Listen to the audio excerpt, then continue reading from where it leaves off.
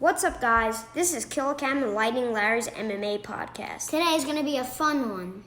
We're going to highlight UFC Fight Night, Dustin Poirier versus Dan Hooker. First fight I want to talk about. Tanner Boser bulldozes Felipe Lins in the first round. He knocked him out at 2 minutes and 41 seconds. It was a quick fight and also a good fight. It was pretty entertaining for the time being. Boser did land a lot of shots on Felipe Lins before he put him down. Boser thought it would be a technical fight to the decision, but he ended up winning by knockout. He called out Maurice Green after the fight. And Maurice Green also fought on that card, and they both won, so that would be a good matchup. Yes. We're going to actually talk about Maurice Green now. He got an emotional win over John Vellante with an arm triangle from his back. Back and forth grueling fight that was. Vellante had top position after a knockdown, seeming to be finishing things off, but Green pulls an arm triangle out of nowhere to get victory at UFC Apex. These Apex fights, they're amazing. All these fights, something's got to be in the water over there. Yeah, most of the fights have been pretty good. So Green wants to move his family down to New Mexico to train at Jackson Wink MMA.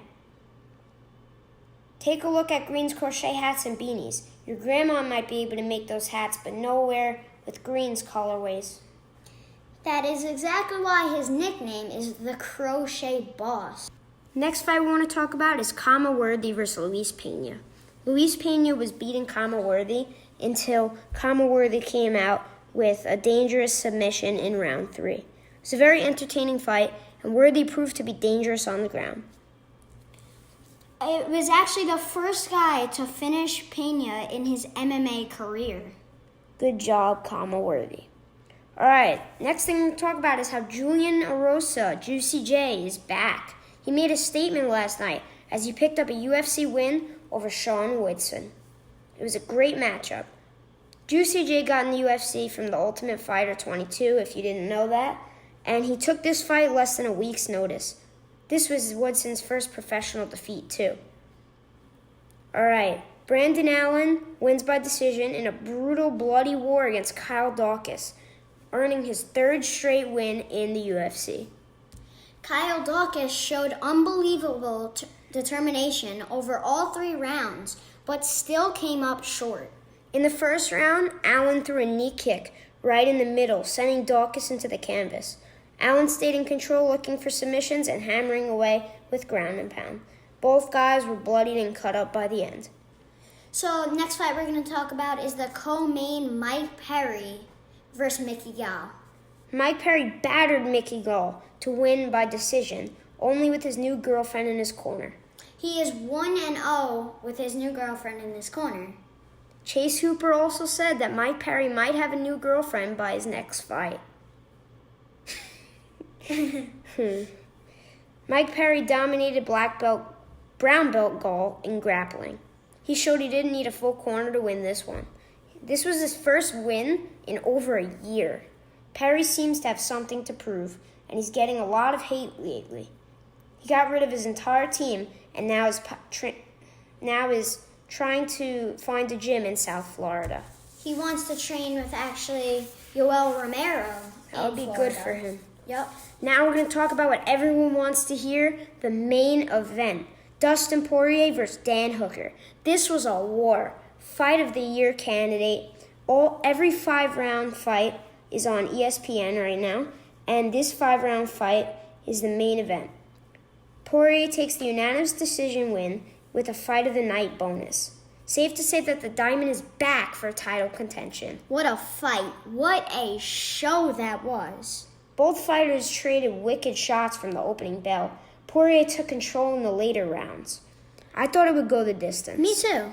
Yeah. Hooker proved he can hang with the elite at 155. I actually didn't think it would go the distance in the beginning, but once it got to like round 3 or round 4, like late round 4, I knew this was just going to be a brawl by the end. Yep, and many people were saying that this was a slugfest. That was a war. It was a slugfest. Dan Hooker, I really did think he was going to go down. Thought he was going to drop. He began to slow in the third round, but he was very fresh in the first few rounds. He kept looking for takedowns, and he landed a few because Dustin Poirier went for the 50-50 guillotines. They don't always work, but once in a while they'll work, and you'll get somebody in them. Rounds 3 to 5, more technical, the hard jabs and the body shots. It was definitely a brawl, but Dustin Poirier was definitely working the body a lot more, definitely throwing a lot of straight punches too. Dan Hooker definitely proved himself that he has a great chin. Amazing chin. He got hit with a lot of heavy strikes, didn't go down. He got rocked a lot. He also hit Dustin in one of the first few rounds. I don't remember which one. For some with reason, this knee to the face. It was crazy that he didn't go down. For some reason, Dustin, he wasn't holding his hands up too much, and he was kind of holding his hands down. I don't know why this was, but... Well, if his hands aren't up, they're definitely down. Yep. Yes. In his post-fight interview, Dustin said he could have done better, and this was even a Fight of the Year candidate. So if Dustin thinks he could do better, who knows what he could do. Both men also showed great sportsmanship by the end. This was a great UFC fight night. I hope you enjoyed our podcast.